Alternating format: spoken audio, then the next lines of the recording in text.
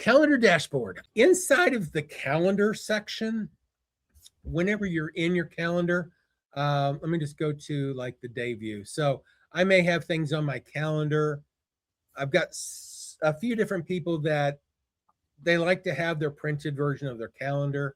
We had added some time ago on the little hamburger menu, the print activity list, and whatever view you're in, if you're in the day view, the week view, the month view, whatever, you can come over here and choose print, and it will default to that view, whatever, if you're just doing a day, whether you want to see it in color and whether you want to show completed or not.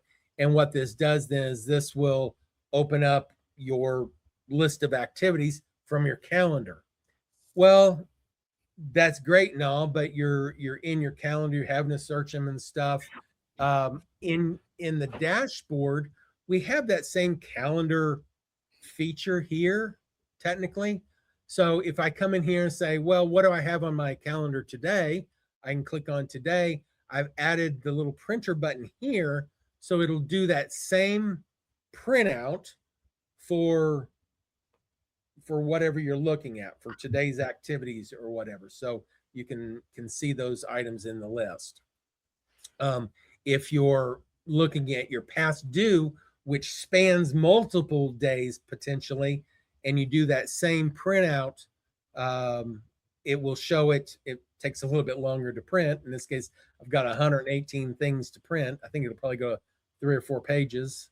It breaks it up by date and everything under each one of those dates. It's looking at what, who's it for, what property, transaction, whatever. So it's doing all the lookups and stuff, making sure everybody's connected and being able to see it. So a lot of extra parts and pieces there that it has to go through to build that report.